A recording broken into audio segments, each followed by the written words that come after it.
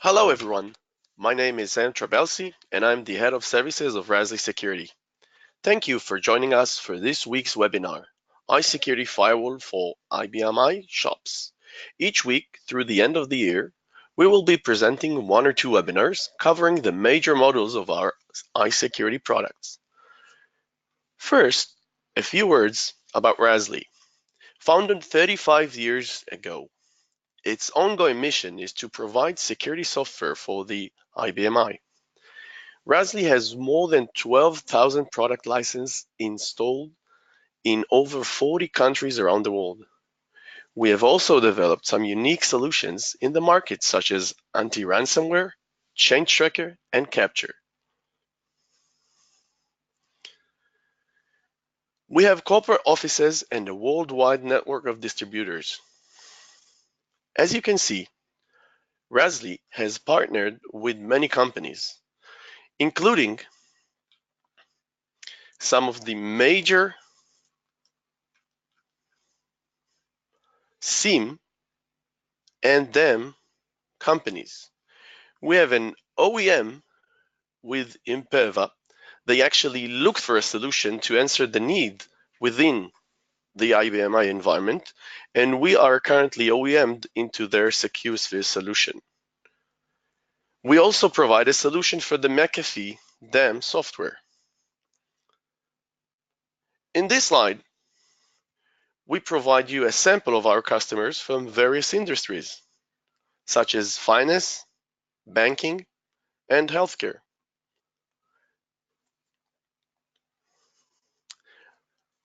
Our iSecurity suite of products is the most comprehensive solution for security auditing and compliance on the IBM. We cover more aspects of security than any other company. All our software was created by Raz-Lee, so they share the same look and feel, and we have the same terminology throughout the entire suite. This means for you that you will face the smallest possible learning curve for each module, since once you're familiar with one of them, you know how the others work. The products share a powerful report generator and a scheduler which comes with hundreds of built-in customizable reports. Today, we will focus on our firewall solution and we will cover the need for firewall. Why does someone need a firewall? Which services do we secure? We'll cover the key features of the product. How the layered security design of firewall makes it manageable. We use a best fit algorithm to lower performance impact, and we'll see the ways to analyze the logs that comes from firewall. So yes, one can guess that this is the image that comes in mind when we talk about hacking. Well, this is probably true. What I would like to share with you are some other and probably very simple options to bypass your security rules and restrictions that comes with the native object security provided by IBM in a very simple way, which means you don't need to be a hacker. You can be one of the unskilled personnel from within the organization. So what actually is the picture? Well, it's true. In the past, probably when I was little, the menu-based system provided by the IBM was the securest platform on the planet. But this is no longer the case. In the past, the connection used to take place directly from the menu throughout the native IBM security layer, which means it cannot be bypassed in any way. But then, in time, IBM understands that she needs to actually go and do something not to lose the market, and opened the IBM to various different ways, allowing the end user to access your IBM. The problem here, as you can see, those FTP, Internet, ODBC, network PCs are not going through the menu and programs, therefore not secured. So yeah, true. IBM did provide us with a way or a method to secure those accesses, but it's not secured. So the name in other platforms would be API. On our environment, on our platform, they're called exit points or exit program. ODBC, FTP, very easy to use. Any unskilled member of your staff can use them. So this is exactly the place where the firewall fit. So now, true, we are providing you with a full bulletproof solution to secure any unauthorized access from any of these access. So there are approximately 50 different ways to access your IBMI from outside of the machine and also from within the machine. And I'll explain exactly what it means in a few seconds. But the firewall is not like an organizational firewall, but it sits on those APIs, exit points, on those hooks provided by the operating system to secure you from those approaches. You should also know that without it, you're not actually aware of which types and who is being accessing your IBMI. We're assuming that you're an IBM shop, therefore this database contains the most valuable asset for you, your data. So let's see how we protect this important asset. So the iSecurity firewall, as explained, is covering and protecting those exit points or hooks. Let's go and see what are we getting from registering or activating the firewall. So I'll simply go and show you the end result. This is our firewall solution coming from a PC installation, so we can control the products both from green and both from PC. We can manage more than one system or more than one helper using this tool.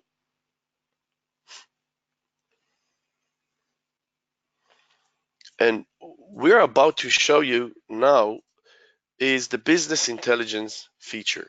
So the business intelligence feature, once we deploy the firewall on your system, provides you in a few clicks of the mouse a better understanding of your environment.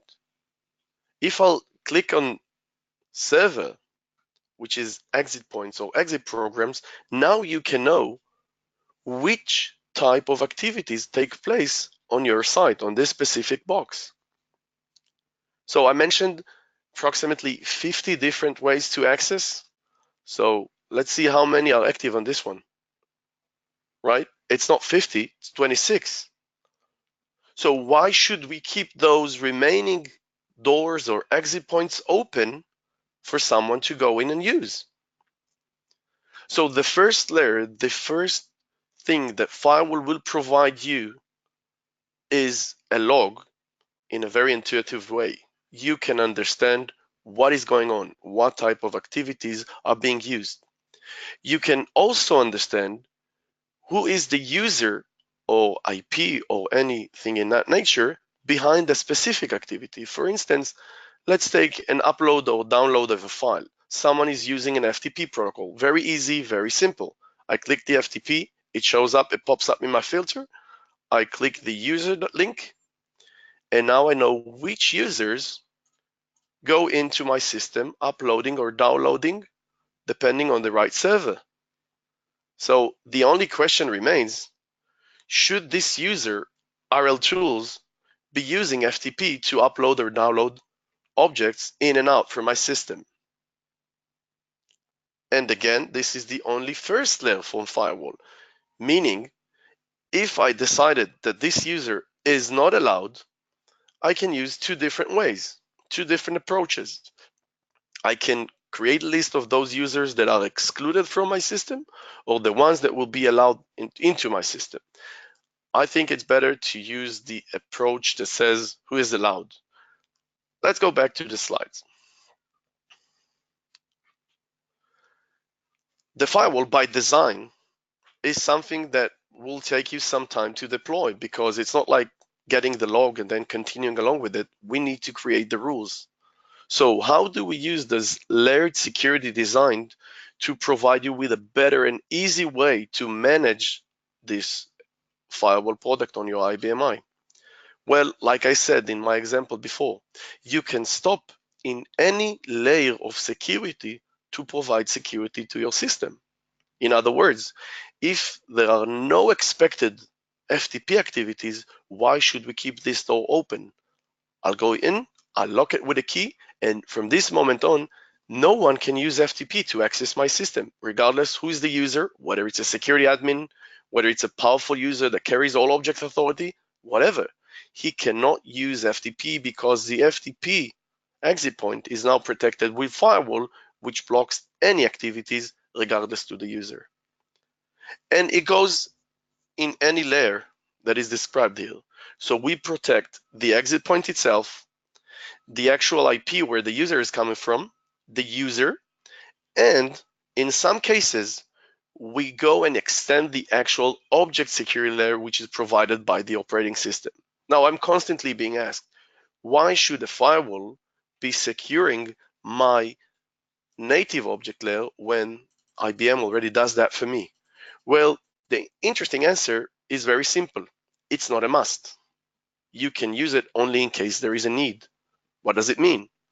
It means, for example, that if I have a user, let's name this user in our scenario Lewis, she's a secretary. She's not supposed to download files on a standard basis, but there is one file that she is supposed to download using FTP. So I will allow this user to go in and download a file where she is normally allowed to a file only from within the system. So this is one scenario.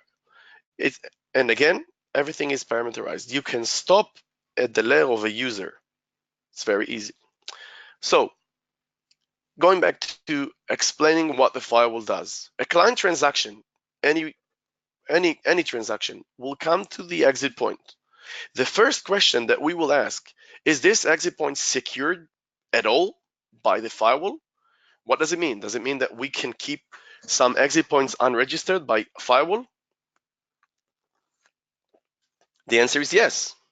It's not a must to secure all your exit points because sometimes we come to a site and there is an in-house programming that secures or does something specifically with this exit point.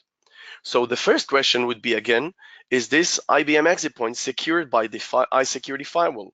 If the answer is no, then there is no product check and obviously the transaction is executed. You cannot even get the log for it.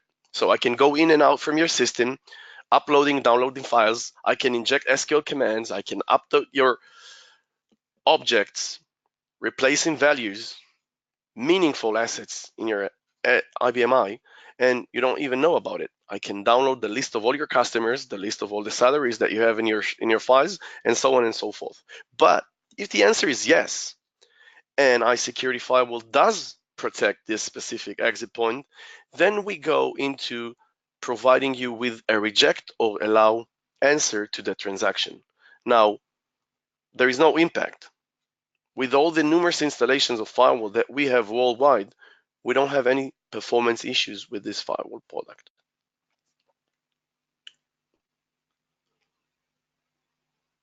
Firewall also comes with a best fit algorithm. What it means? It means for you that we're providing you a tool that will allow you to manage as low as possible number of rules to create your security line. And whenever there is a transaction that comes and we need to do the analysis whether this transaction is allowed or rejected, then we go directly to the one specific rule that says allow or reject. So if we compare the firewall to any other firewall or standards in the market, then rather than providing you with a huge list of rules, we're limiting and lowering the number of rules to only necessary ones. Meaning I will create a rule for what is allowed for me and all the remaining activities is considered unauthorized activity and will be physically blocked from accessing my S400. Now, I mentioned the fact that we can secure the activities that comes from outside of the box, aka for instance the FTP, but we can also secure those activities that takes place from within the IBM command line, for example. So if we're protecting the DB open, those are IOs that take place open and close of objects that takes place from within the system. We can secure those as well, and we can prevent the use of STR-SQL if we're not allowing this one specific user to go into our system from within the system.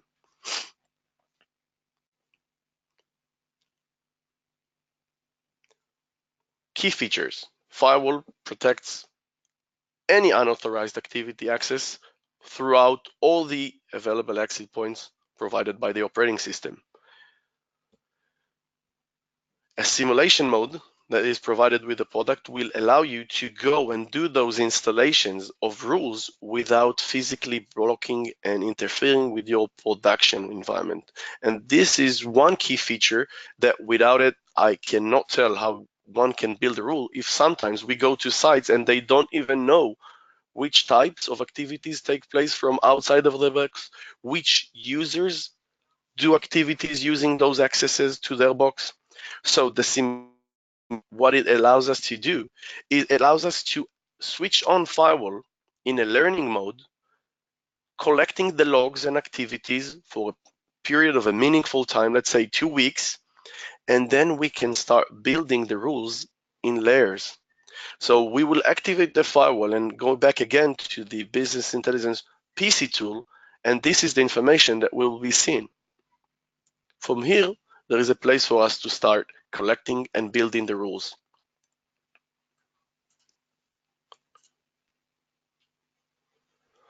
Now, again, there is always a problem with lowering and keeping the number of rules as low as possible. So the product not only provides a standalone username like Lewis to create a rule for, but it also supports the operating system group profiles. And you'll be surprised, even the supplemental group profiles. So it means that we're creating one single rule for the entire group. Okay, sometimes I come to sites and they profiles and supplemental group profiles will not fit into my needs of security. What can I do?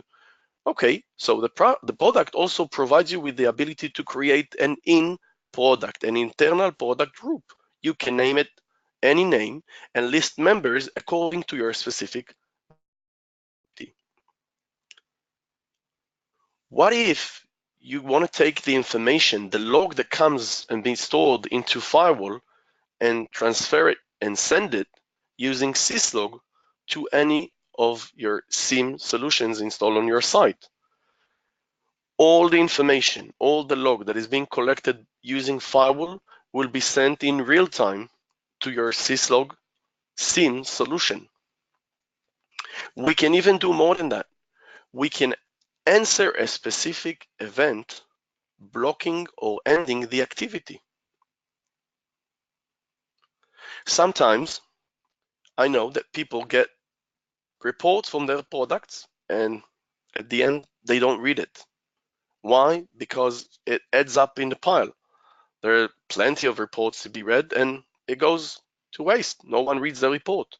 Now, what if I'll create a report using Firewall that will only report those exceptions, activities that I'm not expecting? Someone that tries to use FTP, although he is not allowed. So the unique feature of the report generator that comes with the product allows us to create and maintain any of the shipped with product reports or create new ones in no time.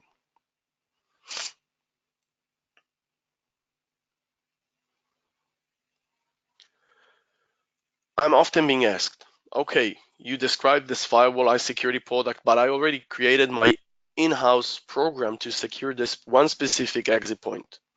And the operating system, what it does in some of the cases, well, in most of the cases, it provides some sort of a system restrictions that will not allow you to register more than one program on the registry.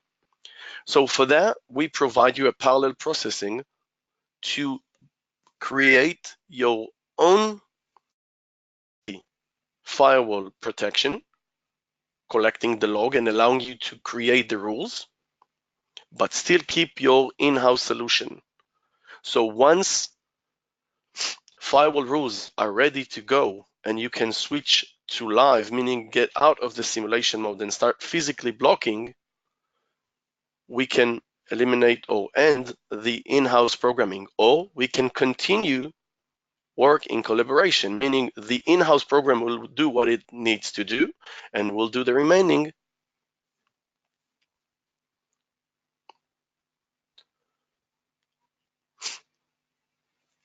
The GUI, the PC tool that provides us this great business intelligence, not only provides us with the business intelligence, but it also allows us to manage and maintain the firewall. So here is a partial list of the 50 exit points or servers that I mentioned.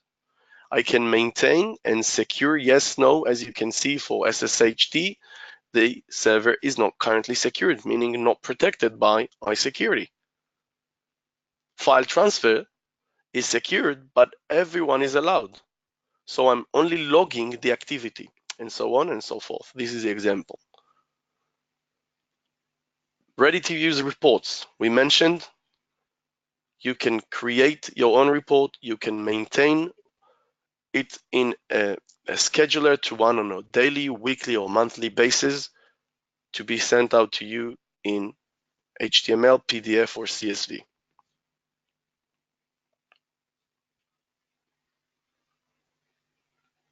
Look how easy it is. It's very intuitive. You click add a query, you provide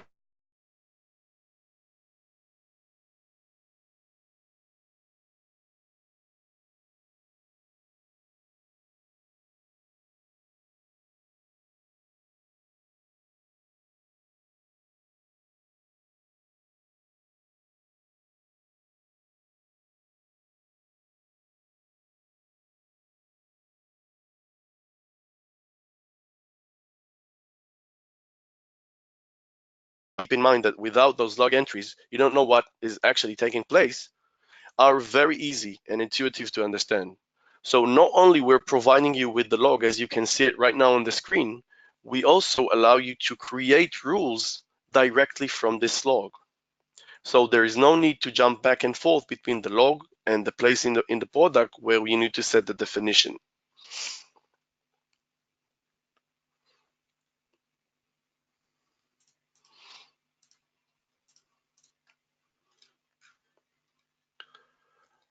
Okay, that is all for our Firewall webinar, and I'm ready to answer any questions you may have.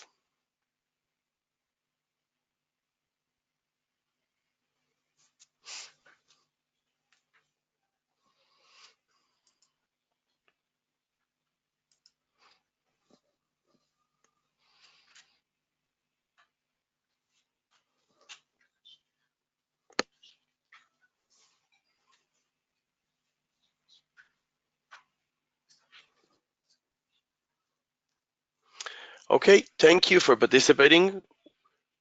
We invite you to join us for our upcoming webinar next week, Tuesday, November 6th at 6 Central European Time and 4 at 4 Central European Time, and we'll cover GDPR for IBM. You can find the full schedule on our homepage. Thank you again for joining us today and hope you see you next week.